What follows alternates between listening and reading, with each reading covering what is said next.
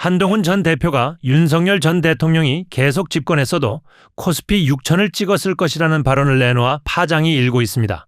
주가 상승의 원인을 현 정부의 정책이 아닌 단순한 반도체 호황덕으로 돌린 것인데요. 하지만 친한계 내부에서조차 국민 영린을 건드린 실언이라는 지적이 나오며 과거 코리아 디스카운트를 심화시켰던 전 정권의 정책 불확실성까지 재조명되고 있습니다. 재보궐 출마 공간을 확보하기 위해 무리한 가정법을 동원한 한동훈 전 대표의 행보와 복잡하게 꼬여버린 제1야당 내 역학구도 이어지는 영상에서 예리하게 분석해드립니다.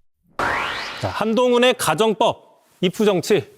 자, 지난 주말이었죠. 한동훈 전 대표가 부산에 갔습니다. 그런데 이 자리에서 이재명 정부의 코스피 5천에 별다른 역할이 없었다고 비판을 했는데, 자, 오늘까지 정치권에서 논란이 이어지고 있는데, 자, 먼저 그 논란의 발언 들어보시죠. 예. 이재명 정부의 정책이기 때문이 아니라 반도체 사이클이 돌아옴으로써 생긴 현상임이 분명합니다. 만약에 윤석열 대통령이 계엄 안 하고 아직까지 정치하고 있었으면 역시 5천, 6천 찍었을 가능성이 대단히 높습니다.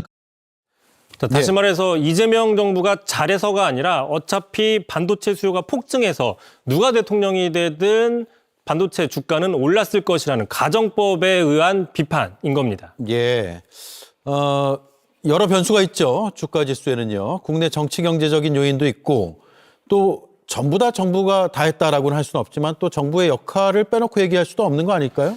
그렇습니다. 만약에 오를 때 정부의 그 역할이 없었다고 얘기를 한다고 하면 내릴 때도 정부 탓을 하면 안 되겠죠. 하지만 야당은 비판을 합니다. 다시 얘기해서 정부의 어떤 정책적인 역할이 있다는 것을 인정하기 때문인 것이죠.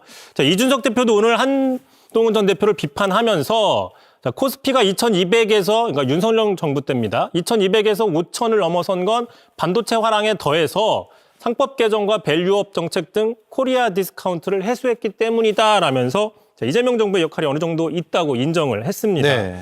자, 게다가 국민의힘 지난해에 이어서 지난달이었죠. 그 주가 부양에 도움을 줄 수 있다는 상법 개정안에 대해서 필리버스터를 주도하면서 반대를 했었습니다. 자, 만약에 한 전 대표 주장대로 윤석열 계엄이 없었다면 지금 여당은 국민의힘이죠. 하지만 이런 태도는 주가 상승에 크게 도움이 안 된다라는 비판도 있습니다. 예. 결국 비판을 위한 비판 아니냐 이런 얘기들도 나오는 것 같고요. 그러다 보니까 자신하고 이제 대립각을 세웠던 윤석열 정권을 또 그 비판의 근거로 이용하고 있는 것 같기도 하고요. 좀 약간 좀 어색한 측면이 예. 있는 것이죠. 그러니까 오죽하면 같은 친한동훈계에서도 좀 아쉽다는 반응이 나왔는데 당장 그 김종혁 전 최고위원 자, 굳이 윤석열 언급을 하는 것은 국민의 영린을 건드리는 느낌이다. 또 김근식 전 실장 자, 발언 실수다. 마치 전두환이 5.18만 빼면 정치를 잘했다고 얘기했던 윤석열 발언과 비슷하다라고 지적을 했습니다. 예. 자, 결국 비판을 하더라도 사실에 근거해야 한다라는 얘기로 들리고 또 만약에라는 가정법에 기대해서는 좀 빈약하다는 얘기를 들을 수밖에 없다 이런 내용이네요. 그렇습니다. 참고로 그 한동훈 전 대표 평소에도 가정법에 의거한 그 표현들을 좀 즐겨 사용한 모습이었는데요. 당장 지난해였습니다. 자, 만약에 대통령이 됐다고 가정해보라. 내가 계엄을 하겠느냐? 또 만약에 이재명 대통령이 계엄을 한다면 민주당이 막겠다는 말을 왜 하지 못하느냐라고 이야기를 했는데 뭐 가정의 가정이죠. 하지만 이런 그 가정 자체가 현실과 너무 동떨어졌기 때문에 설득력이 떨어진다라는 지적도 있습니다. 좀 보시는 것처럼 뭐 계엄을 아무나 하는 것도 아닌데 이재명 대통령이 왜 계엄을 한다고 가정을 하는 것인지 또 만약에 계엄을 한다고 했을 때 국민의힘한테 막을 건지 물어봐야지 왜 민주당에 물어보느냐 뭐 이런 식의 비판들이 나왔던 것이고요. 자, 이 때문에 이른바 한동훈식 가정법 비판에 대해서 민주당에서는 뭐 황당하다, 하나마나한 말이다 뭐 이런 식의 반응들이 줄을 이루고 있습니다. 정청래 대표 이야기 들어보겠습니다. 이게 무슨 개그 콘서트 대상가 윤석열이 계엄만 안 했으면 코스피 5, 6천 찍었을 가능성이 있었다. 하나만 하는 얘기죠. 앞으로 이분 얘기하는 거 신경 쓰지 마시고 발언을 자제해 주시기 바랍니다. 의미가 없고요. 부산에 간 한동훈 얘기를 한번 해보도록 하겠습니다. 와, 코스피 6천 달성 윤석열이 됐을 것이다. 이 발언으로 아주 난리가 났었는데요. 한번 이 싱크 한번 들어보도록 하죠. 여러분 지금 경기가 좋다고 느끼시나요? 삼성전자, 하이닉스의 주가가 하늘을 찌르고 있고 그게 결국 5천, 6천을 견인하지만 이렇게 현실에서 살고 계신 분들의 삶에는 큰 영향이 없습니다. 이 5천, 6천의 주가 지수 너무 자랑스러운 일이긴 한데 그건 이재명 정부의 정책이기 때문이 아니라 반도체 사이클이 돌아옴으로써 생긴 현상임이 분명합니다. 만약에 윤석열 대통령이 계엄 안 하고 아직까지 정치하고 있었으면 역시 5천, 6천 찍었을 가능성이 대단히 높습니다. 그렇기 때문에 대단히 안타깝게 생각합니다. 윤석열이 해도 유치원 당연히 찍었을 것이다. 지금 반도체 사이클이 상승 국면 아니었냐. 이제 이런 주장을 지금 하고 있는 거예요. 건데요. 우리 전문가 임세현 소장님 얘기 좀 해주세요. 그러니까 뭐 하나만한 소리를 한 거라고 저는 봐요. 그러니까 지금 정치 리더라고 본인은 생각하고 있는 사람이 계속 if를 얘기합니다. 라면. 그거는 한두 번은 이야기할 수 있는데 특히 이 경제 상황에서 만약에라는 건 없어요. 현상이 드러나고 있는 것이고요. 그러면은 반대의 논리로 우리 한동훈 전 대표 같은 경우도 본인이 김건희랑 대들지 않았었고 마리 앙뚜아네트 했을 때 그 사람 징계했었으면 지금 본인 당대표 계속하고 정치적으로 안 죽었을 수도 있는 거 아닙니까? 비상계엄도 없었고. 그러니까 이 만약이라는 건 없고요. 반도체 슈퍼사이클 이야기하는데 물론 그 영향도 당연히 있는 건 맞습니다. 당연히 우리가 AI 반도체에 이제 공급이 그 수요가 많아지니까 그 덕을 많이 본 것도 많은데 그것만으로도 코스피 6천 설명하기에는 이게 산술적으로 한계가 굉장히 명확합니다. 왜냐하면 과거에도 슈퍼사이클이 있었어요. 그때는 3천선에서 저항받았습니다. 그럼 무엇이 개선됐냐라면 네. 이게 윤석열 정부 시절에 당시 내수도 부진했고 자영업자 위기였고 불확실성 굉장히 많았고 뭐 여러 가지 지표들이 굉장히 좋지 않았고 또 윤석열 기억하시면 뭔가 정책의 일관성이 없었습니다. 그런 것이 시장의 가장 불안한 요인이 그게 불확실성을 만드는 거거든요. 그 윤석열 기억해 보십시오. 해면 나가면 어디서 뻘짓거리하고 우리나라에 불리한 조약 딱딱딱딱 가져오고 하니까 어떻게 시장이 올라갑니까? 그거는 말이 안 되는 것이고 가장 중요한 것은 우리가 이재명 정부 들어와서 정책의 일관성을 보여줬고 또 제도적인 뒷받침을 해줬기 때문에 이런 불확실성 해소되고 시장에 신뢰를 준 것이고 외국인 투자자들이 투자할 수 있는 환경이 된 거거든요. 그러니까 주주 환원 정책을 했다던가 상법 개정한다던가 이런 구조적인 것이 맞물렸다라고 봅니다. 윤석열 정권 시절 제가 간단하게만 얘기하면은 주주 충실 의무 관련된 거 상법 개정 반대했었어요. 네. 거부권 썼습니다. 그리고 말로만 막 벨려 얘기하다 그냥 말만 하고 떠났고요. 그리고 한동훈도 당시에 이게 이 주주 충실 의무가 혼란과 뭐 이런 걸 뭐 소송을 야기할 거라고 발언해서 사실상 반대 의견했었고 근데 공매도 뭐 주가 상승 억제한다면서 막 기습 중단해버리고 막 이게 정책에 예측이 안 된 일을 마구잡이를 했습니다. 그리고 가장 중요한 거 뭐? 대통령 부인이 주가 조작을 해도요 처벌을 안 받아요. 맞아요. 그러네. 이런 일들을 계속한 그 정권이 무슨 코스피 6천을 얘기합니까? 저는 그나마 그 2천선까지 방어한 게 저는 우리나라 기적이다고 생각합니다. 그러니까 기본적으로 이제 이 주가라고 하는 것은 그 뭐 우리가 바라보는 우리 그 회사의 기업 가치도 중요하겠지만 외국에서 바라보기에 이 회사에다가 투자를 해도 얼마나 이게 안정적으로 잘 될 수 있겠느냐 이제 이게 제일 중요한 거 아니겠습니까? 그런 의미에서 보자면은 그동안에 윤석열 씨가 했던 내지는 한동훈 장관이 법무부 장관으로 있을 때 했었던 여러 가지 정책들은 오히려 전 세계적인 그런 시장의 흐름하고 전혀 맞지 않는 것이었던 거죠. 그렇기 때문에 뭐 윤석열이 있었어도 당연히 됐을 것이다. 이런 주장은 말이 안 된다. 이런 얘기예요. 본인의 머리에서 나온 게 아닐 겁니다. 저 메시지를 던짐으로써 이제 대중이 어떻게 반응하느냐는 생각을 했겠죠. 그러면 이제 당이론적으로 저 사람이 하는 말이 얼마나 엉터리인지를 임세현 소장님처럼 반박해줘서 국민들이 이해하게 하는 방법이 하나 있고요. 저는 좀 우회적으로 가겠습니다. 야, 그러면 한동훈 전 대표 얘기 잘했다. 이재명 대통령이 대외관계 이렇게 획기적으로 진전시키는 것도 윤석열이 있었으면 그렇게 됐겠니? 그래 됐겠다고 알았다. 그러면 공직사회에서 국무회의를 공개하면서 대한민국 정부가 어떻게 운영되는지를 만약에 윤석열이 했으면 그것도 더 잘했겠네 라고 해야 되는 거고요. 공무원들이 지금 일을 한번 해보려고 부처 간의 경쟁이 일어나면서 무엇이 공직사회에서 국민들에게 보여줘야 될 것인지 윤석열이 있었으면 더 잘했겠네. 그것도 내일 바로 이야기해. 이재명 대통령이 하고 있는 국정 운영 전반에 대한 거를 윤석열이 있었으면 더 잘했겠다고 다른 것도 얘기를 좀 해줘.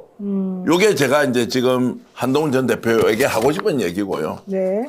또 하나는 한동훈이 지금 이 시점에 부산에 출마한다고 저렇게 내려갔지 않습니까? 출마해서 만약에 되려면 이렇게 하는 메시지가 맞느냐. 생각보다 이재명 대통령이 잘하고 있네. 그런데 나는 더 잘할 수 있다. 그런데 이런 부분은 부족한데 이거 냉정하고 객관적으로 우리 판단합시다. 결국 보수의 희망은 바로 저고 이재명 대통령보다 더 내가 나아질 수 있습니다라는 메시지를 던지는 것이 본인에게 이익이겠느냐 아니냐라는 걸 생각하고 보면 메시지를 던진 시점이나 내용이 이 사람은 역시 안 되겠다라는 생각이 저는 훨씬 더 강하게 들었습니다. 근데 사실 이제 한동훈 대표가 경제를 잘 모를 것 같이 저는 좀 느낌이 좀 들어서 사실 이분이 이렇게 얘기한 것도 그냥 반대를 위한 반대 내지는 뭐 폄하 기본적으로 이런 거 아닐까 생각이 들어요. 어디서 그러니까 제일 위험한 게 뭐냐면 책 한 권 읽은 사람이 제일 위험하다 하거든요. 그렇죠. 그러니까 윤석열 씨도 책 한 권 가지고 계속 해먹었죠. 네, 그러니까 어디서 들은 얘기는 있는 거예요. 지금 이제 우리 시장이 코스피가 재평가 받는 게 반도체 사이클, 슈퍼 사이클 이런 얘기를 어디서 들었어요. 네. 그러니까 일부는 맞다고 일부는. 그게 뭐 당연히 우리나라 코스피 시장에 소위 말하면 삼성전자나 하이닉스 같은 대장주가 차지하는 비중이 30%가 넘기 때문에 여기가 잘 나가면 시장이 동반 상승하죠.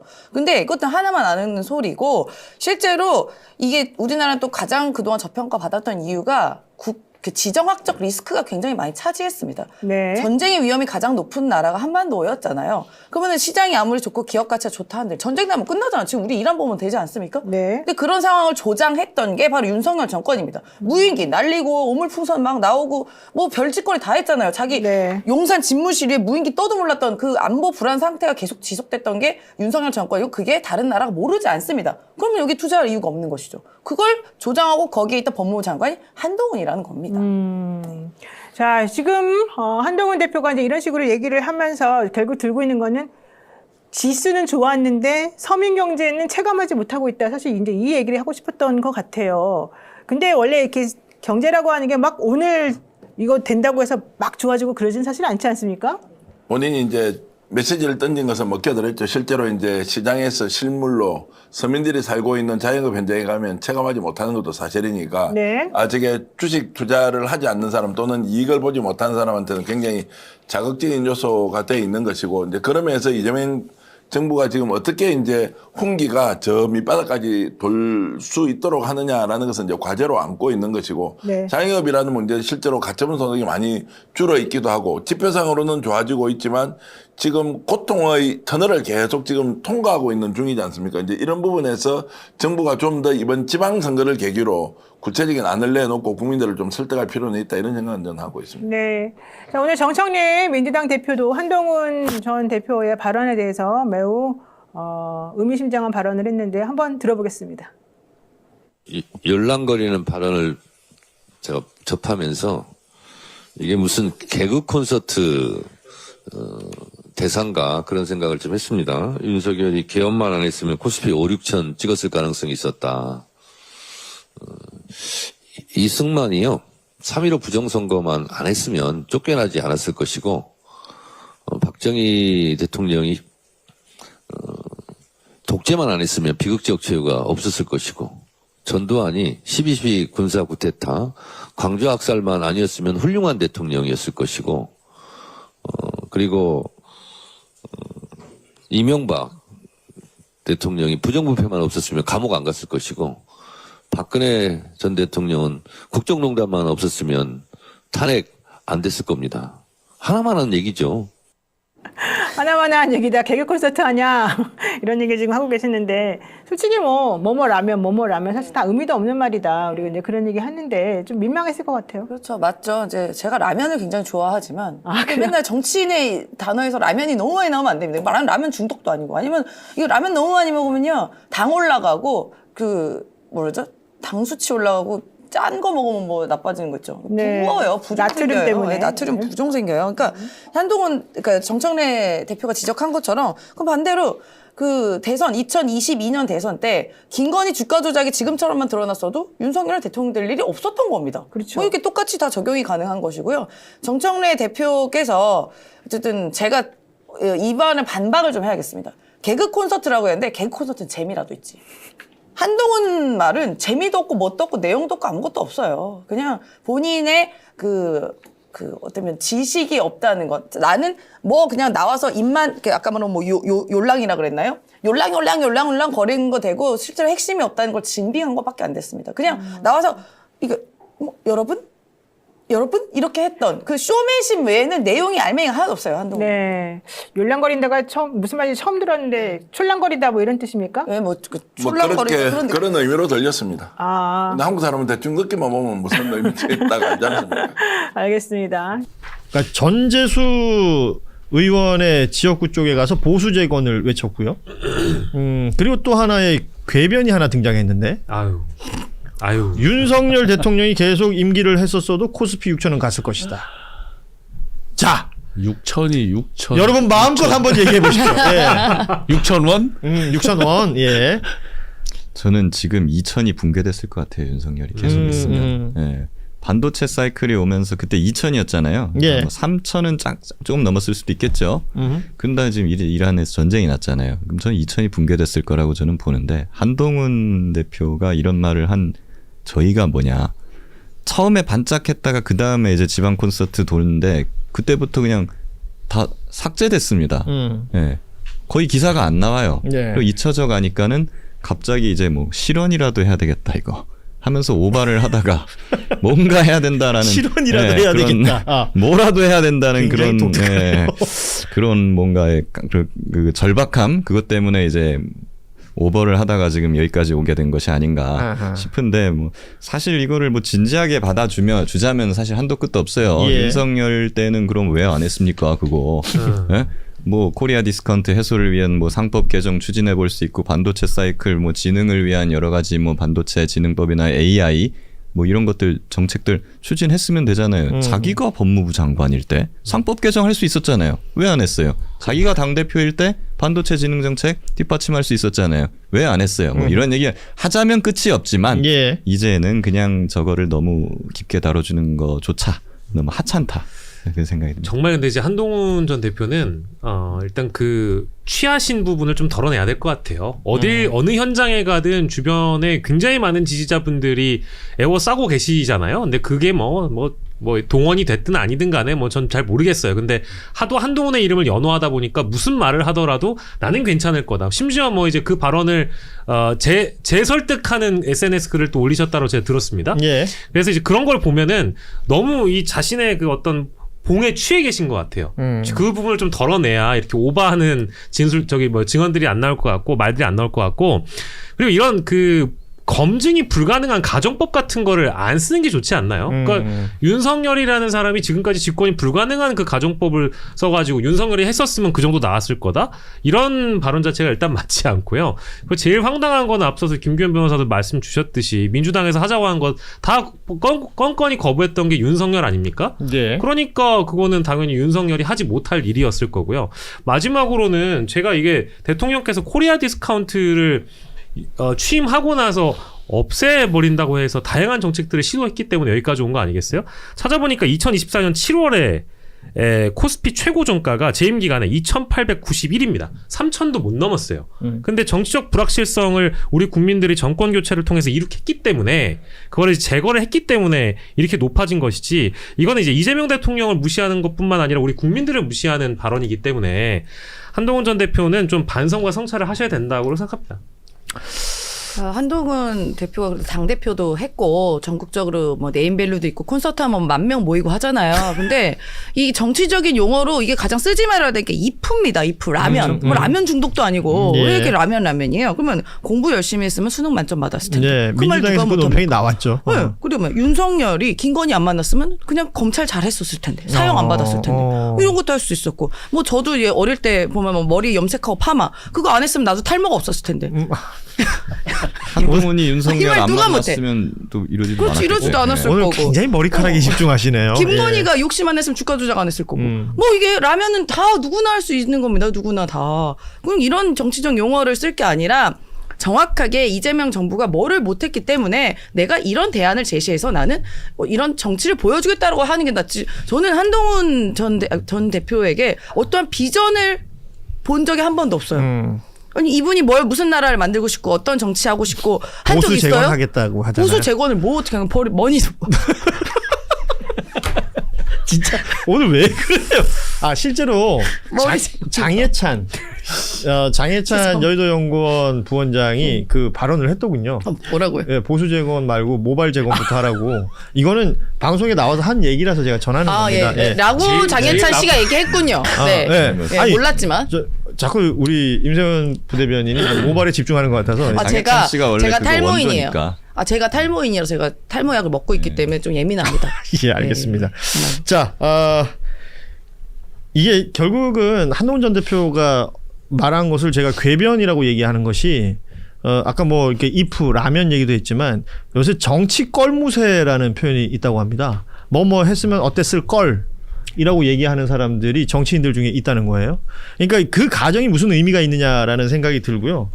그리고 그러면 윤석열 정부 시절에 무엇을 했던가? 그리고 반도체 사이클이라는 표현을 했으니까 그럼 반도체 관련해서 어떤 정책이 있었고 어떤 정치 행위가 있었는가를 살펴봤더니 일단 R&D 예산을 깎았습니다. 그렇죠. 그리고 R&D 예산을 깎을 때 이유는 카르텔이 작동한다라는 말을 했었고요. 그래서 깎은 돈을 어디에 쓰는가 하고 봤더니 대왕고래 프로젝트를 했어요. 그런 것이 대한민국 주가에 어떤 영향을 미쳤을까라고 생각해 본다면 한동훈 전 대표의 저 발언은 그야말로 궤변일 수밖에 없겠다라는 평가를 하면서 아니 윤석열 전 대통령 죄송합니다. 윤석열 씨가 코스피 개장 시각 이후에 늑장 출근하고 술 먹느라고 이렇게 늦게 왔던 지금 개장 시간 얘기하니까요. 예. 대왕고래 프로젝트를 개장 시간 이후에 발표를 했었죠. 맞아요. 그런 거거든요. 그러니까요. 예, 주식 시장에 대한 어떤 기본적인 이해조차 없는 행태였기 때문에 지금 뭐 다른 평가가 굳이 필요할까 싶습니다. 그리고 일단은 이 주식시장은 뭐 이게 또 제가 또 잘난 척을 하면 또 증권사 출신 아닙니까? 잘난 척 안 이사까지 했는데요. 가셨잖아요. 잘난 이사. 척까지는 아닌데. 그러니까 시장이 가발 회사 아니었습니까? 예? 무슨 가발 이사요? 어쨌든 이사까지 하셨잖아요. 예, 그렇죠. 예, 근데 그 시장은 이제 가장 기본이 불확실성이에요. 가장 싫어하는 게 시장이 그렇죠. 가장 싫어하는 게 예. 불확실성인데 윤석열 때 한 걸 보십시오. 저는 이게 가장 다른 거 갈 것도 없어요. 윤석열이 외교를 나가면 그러니까 공군 1호기가 뜨면은 주식이 떨어집니다. 그리고 가서 이상한 짓과 이상한 뭐 협력 MOU를 막 맺고 와요. 그게 시장의 불확실성을 가속시키는 거거든요. 제가 어떻게 표현했냐면 윤석열이 이제 비행기 뜨고 이제 순방 간다 하면은 그러니까 뭐 아버님 모든 이 세상의 아버님 죄송합니다만 술 취한 아빠가 인감도장 들고 나가서 막 찍어주고 다니는 느낌이 드는 거예요. 그러면 어떻게 돼요? 우리 가족은 불안하지 않습니까? 네. 그게 바로 시장에 대표적으로 영향을 준 거예요. 그런 윤석열이라는 불확실성이 해소가 된 것만으로도 우리 시장이 굉장히 안정을 찾고 있다. 그렇게 전문가적 식견으로 반도체 말씀드립니다. 슈퍼사이클을 얘기했는데 슈퍼사이클의 열매는 아무나 따먹어요. 그 HBM을 몇만 장 구매하고 하는 것들은 또 누가 아무나 그렇게 할 수 있는 거예요. 데리고 다니면서 재벌 총수들 뭐 프랑스 가서 뭐 술이 먹고 뭐 엘리베이터에서 어떻게 했다 뭐 수많은 에피소드 같은 예. 뒷얘기들이 많이 들렸고 부산에서 시장에서 막 먹던 젓가락으로 뭐 퍼주고 하는 거 다 봤잖아요. 과연 그런 속에서 어떻게 그 열매를 따겠느냐.